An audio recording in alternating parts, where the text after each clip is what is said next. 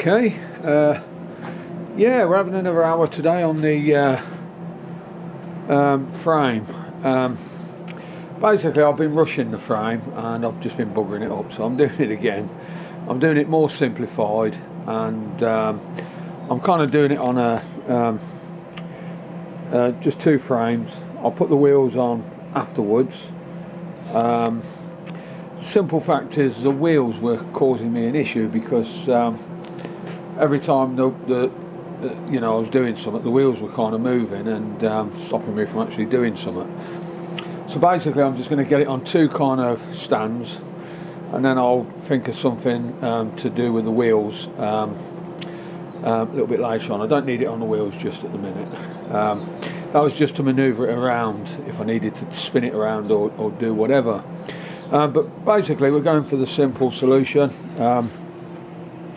Yeah, we've got like a obviously they're the legs, so they'll be sat flat on the floor. That there, I've actually drilled these there, and those bits there slot over the top, and then I can higher and lower it to suit, basically, which is the best solution. So for me, I did look on YouTube and look at other ways of doing them. Also, the way I'm the centre of gravity on the van is also deceiving me, because I read that it should have been the crankshaft should be centre of gravity, basically, but we're kind of right-handed heavy. But I'm now thinking whether or not that was the door, because there's no door on this side. I've took it off, and the door is on that side, and so I'm actually thinking whether or not there's a little bit more weight on that side that's actually kicking it over. So once we get this frame, we're going to get it on this. We're going to put this on the back end, and then I'm making them both up together, basically. So and then tomorrow maybe I'll do, because I'm not doing a great deal. I can't do. I'm getting tired pretty quick, and so a little bit done today is a little bit less to do tomorrow. That's my way of thinking. But if I can get this back end on it, and then we'll just proceed from there. So I'll show you when it's done. I'm not actually going to keep filming because it's there's a lot more professional people out there doing these. They do them, they do this, that and the other. They put hydraulic rams on them to higher and lower them, and they paint them up, and it's like, okay, no, I'm not going down that route. I'm not going to use this again once it's done. So happy days. So I'll catch you in a bit. Okay, good morning. Right, okay, very simple kind of construction on the spit. I've done away with the wheels. I wanted wheels on there, but the wheels may go on at some point. We'll see about that. It may be the fact that I've just got to bolt them on as and when I want to wheel it around and do. For now, I just need it spinning. So basically, I've done very simple kind of just some legs. I need to put some cross bits in here, and I may need to put something down here. From that upright there, but the upright will, is what I've done. I've drilled out. This is actually slotted over some another piece of box section. So basically, it can be highed and lowered, and then bolted through to a height that I want to put it at both sides. I've done the front end as well. However, the front end today,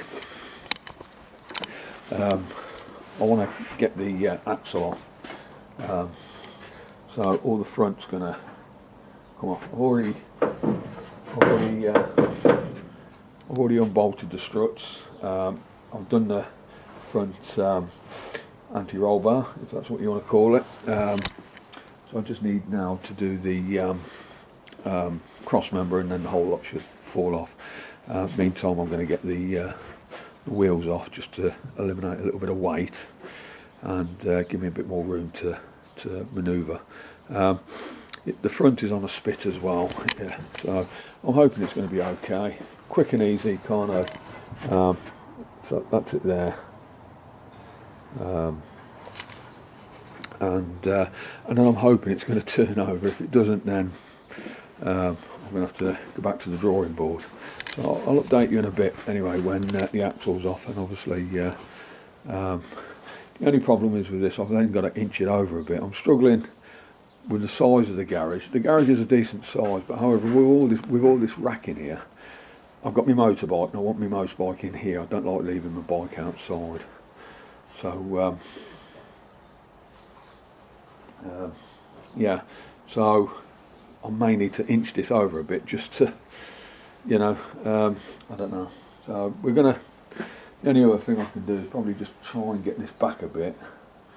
I'm gonna think it out and then I'll update you shortly. So we'll see in a bit. Playing the best music to help you relax. Okay, another day, only doing a little bit each day. So today, managed to get this on this rotisserie, spit, whatever you want to call it, jig. Being the van, because I can actually higher and lower this frame here.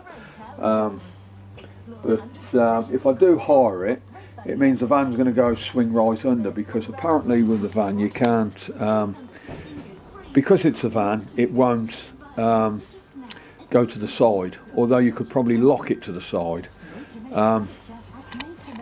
So the plan was today I'm just going to do some scraping back of the, start cleaning up the underside of the vehicle. I'm actually so impressed with the underside of this, it's absolutely brilliant. So the big clean-up, I would say, there's a few little bits of welding, but nothing serious. It's absolutely beautiful. I'm absolutely so impressed with it, it's unreal. As you can see, I'll show you some bits that are actually cleaned up. If I get my, in fact, let me sharpen the chisel and then I'll come back to you in a moment. Okay, so okay, let's just have a little scrape back and I'll show you what I'm looking at. So all this kind of brown, I think it's just mud, it's just kind of dirty, whatever it is. So yeah, so let's just have a bit of a scrape back, shall we?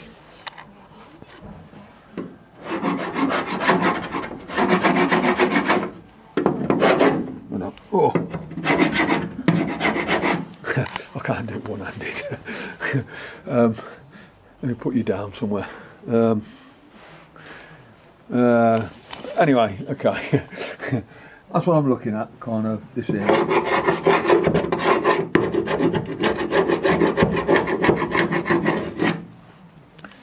Okay, somebody's had a go at some welding here. I don't know who's done that, but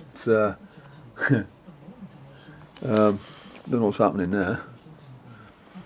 Okay, so I'll redo that anyway.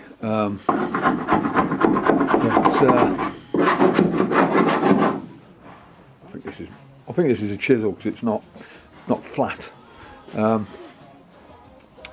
Happy days, I'm so pleased with that, it's unreal. But anyway, I'll clean a bit of it up and then I'll come back and show you what it's going to look like. Obviously, I'm going to get my son-in-law round. He's a MOT mechanic for Fiat. So I'm going to get him to come round and just weigh up the underside of this, because I'm a little bit, I'm not concerned, but the chassis, the two chassis legs, I think it's where it's been jacked, is kind of dented. Now, do I plate those while it's in a position to be plated, or do I just, or if he says they're super fine, they're not hold, they're not rotten, leave it, or do I want it looking a bit more tidier? Because while it's like this, it's easy work. Okay, I don't want to do that when it's, you know, back up and on its rubber tyres, if you know what I mean. So yeah, but I'll come back to you in a bit and then I'll show you what we've done. And you know, it'd be nice if this was cleaned up by the end of the week. I'm going to get some stuff to do the bottom of this, paint, underseal, whatever it is, I don't know. I'm going to ask gel paints, you know, the best solution, what to do with it. But what I'm thinking is I don't really want to take this all the way back to steel. I don't see the point. This is a 50-year-old car, van. It's been going for 50 years with no issue whatsoever, no rot, apart from the front end, which we've already seen. Forget that, they're panels. So do I really want to upset something that's done the job, if you know what I mean? We're going to see, we're going to weigh it up, and I'll come back to you in a bit.